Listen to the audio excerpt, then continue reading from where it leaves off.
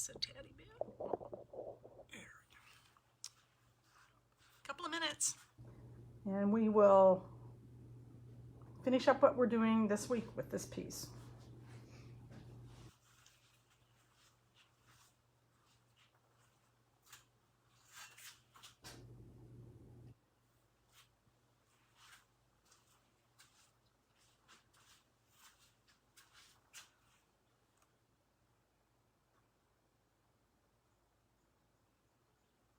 Hi, Carolyn. Might be me and you today.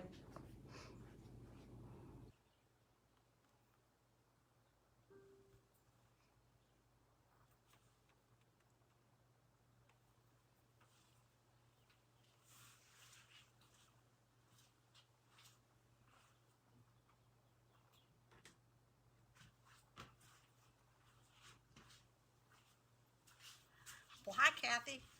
The gang's all here, huh? All we need is Nita.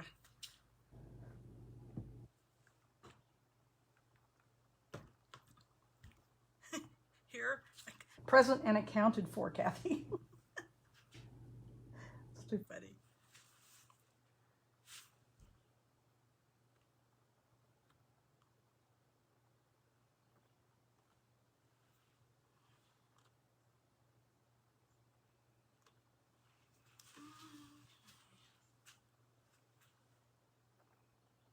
You called Nita yesterday? Is she doing okay? I can actually see your comments for the moment until I get started.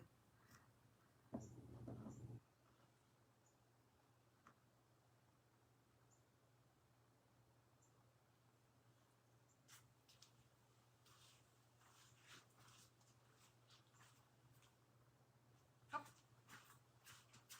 I'll have to find that answer out later. It is 1 o'clock. Okay, guys, what you see here is an in-progress pic.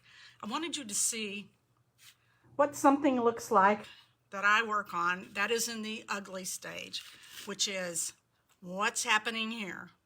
I decided that I was going to do a technique that I used a lot, probably a year or two ago, and trying to make a piece look like it was dichroic glass or raku pottery.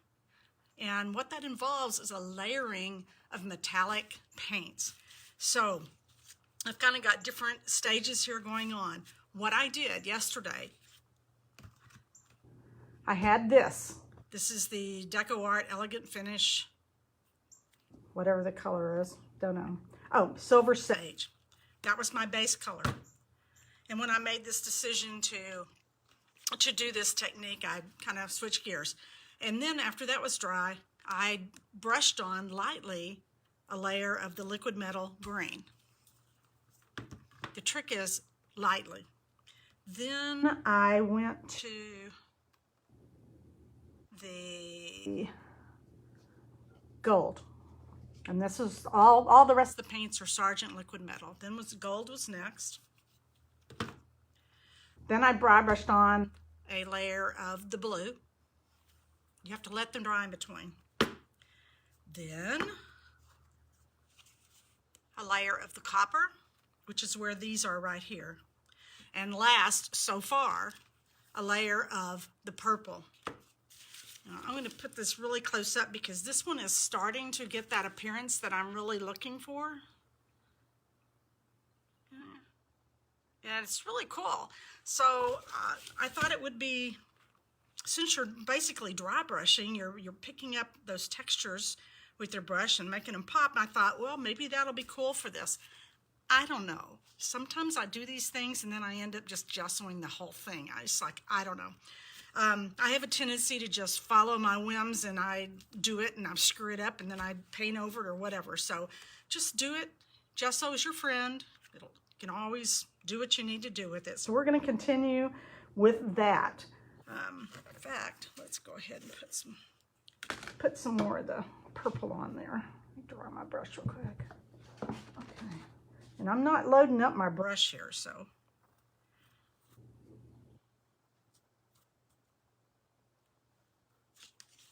Let's see.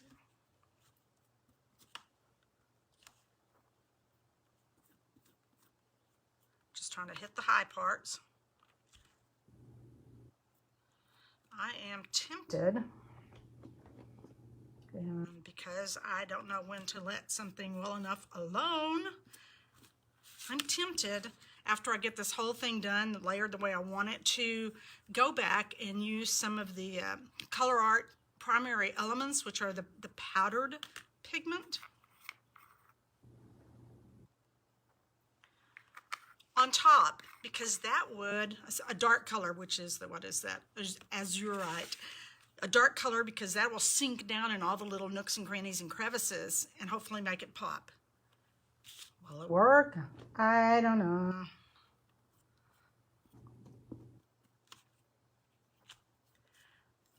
I'm really bad about keeping track of the things that I do because I'm such a spur-of-the-moment person when it comes to art that I'm really bad about writing down what worked and what didn't work. Really bad. This is a little more of the difficult here where this Brillo pad was, getting down in there. So I'm putting a little bit more on that than I would on anything else. Okay, so you can see the difference. Every layer of paint that I put on is going to be a nicer coat there. But I had so many squares and rectangles going on here, I had to do something to unify this piece because otherwise it's just a catastrophe. So we're going to give that a shot, and I will, even though today's going to be our last class for this week, I will post a picture when I get this finished on Juju's. I was about to say something really profound, and it's gone. Okay, so we're going to put that aside, and I'm going to show you another technique, and maybe I will remember what it was I was talking about, or maybe not.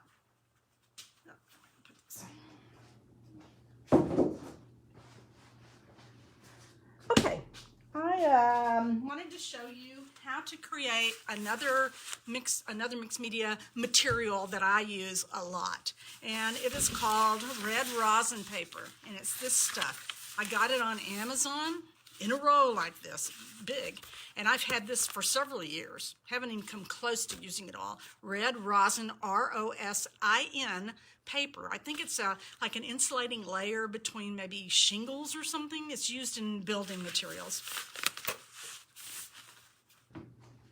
So what I do is I unroll myself a piece and I just cut it into pieces. You know, you're going to be cutting this up anywhere, so it doesn't matter if it's an exact rectangle or not. Just get yourself a piece. Okay, let's see here. So you've got your piece. What are you going to do with it next? Let me show you some examples of what I've used. Here are 3 that are finished. This, when you've done it, when you've gotten your paint on there and it's done, it almost feels like leather, which is really cool. Now this one is done with paints that are not metallics. I know that's unusual for me, but yeah, no metallics on this one. And I love this one because it's finished off, I imagine, with the quinacridone Nicolazzo Gold, which I love. This one does have metallics. I did my initial layers with golden fluids, and then I did a metallic over top of it. Then, this one. I'm trying out this new product. This is called, it's gold Mica Flakes, small flakes. I saw this somewhere and I was like, oh my God, I have to check this out. So I got it in and I thought, what better way, knowing how much I love shiny objects like a crow, I thought I'd try it on one of these. So this is what it looks like.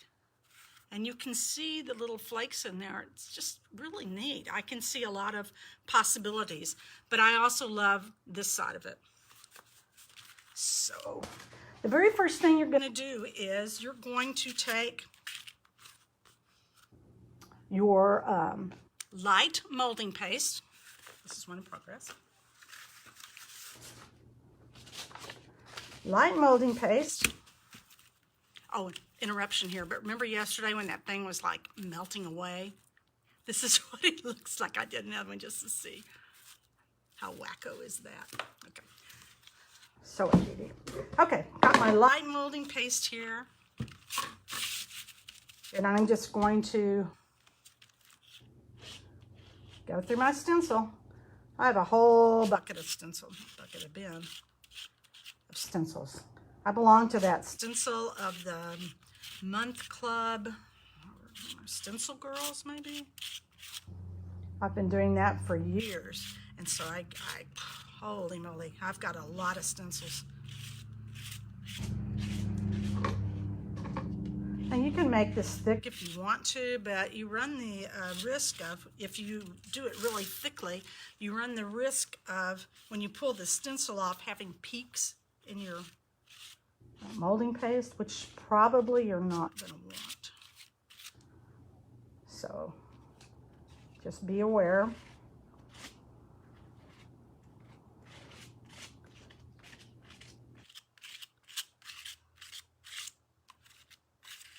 And then once I've done this and my stencil, I can't talk, comes off, then I'm going to put it onto another piece of paper so that that cleans off this extra, which I'm going to actually do, because if it dries on there, that's not good. Okay, so this is what it looks like after I remove the stencil. And I'm going to grab a piece of paper here.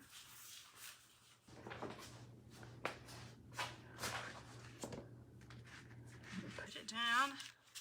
And all I'm going to do, can you see that? Yeah. Is just go over it again. And I'm just pushing that paste off. You know, why waste something? And this gets 90% of it off your stencil.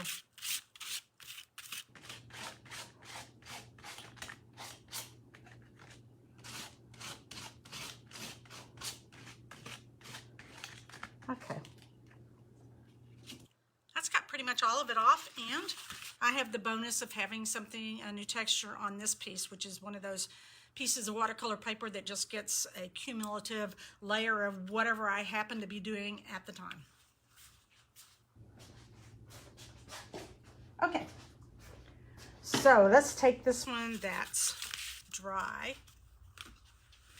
And once again, I have my paints, my 4 paints that I really love, which are the Cobalt Turquoise, Prussian Blue, Quin Nicolazzo Gold, and Quin Magenta, which I love. So I think on this one, I'm going to actually start with the Quin, because I've already got like a red background going on here.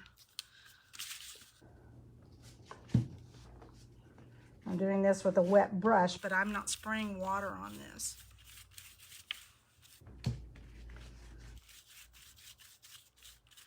You know, I just realized I did not turn any lights on. I'm hoping you guys can see. I am really batty sometimes. I think you probably got a lot of shadows, but I hope you can see. Sorry, kind of late to do it now. Okay. Now in Texas, we have already got heat down here, and I call it our oven, and I put things outside to dry, which is what I would do for this once I've got it. And that's what I would do. You just continue with that. Let it dry. Let it dry and add another color you're choosing. I think what I'm going to do after this is add the Quin Magenta, and then the last coat will be the Prussian Blue. Or maybe I'll do Quin Magenta first, then Cobalt Turquoise, then the Prussian Blue. We'll see. I will also post a picture of what this looks like finished on Juju's. And I have not remembered what my profound remark was going to be on the other thing.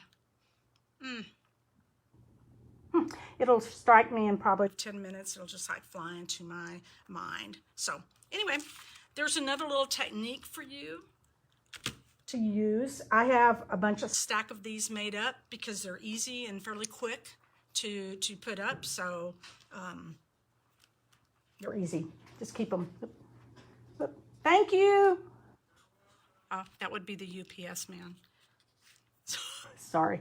Anyway, got piles of stuff. So this is going to be it for this week. Again, I will post pictures for you.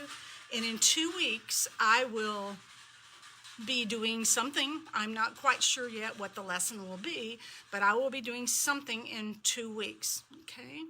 So finish your pieces up, your texture samplers, and please post them so I can see. The only one I've seen so far is Carolyn Nordall's, and I mean, it's absolutely out of this world. So I can't wait to see what she's got going on. She chose to use nature elements, things she found outside, and it's wonderful. So anyway, I guess that's it for today. This was very short and sweet, which is better than watching paint dry, right? So you guys stay home, stay safe, and keep creating. Bye.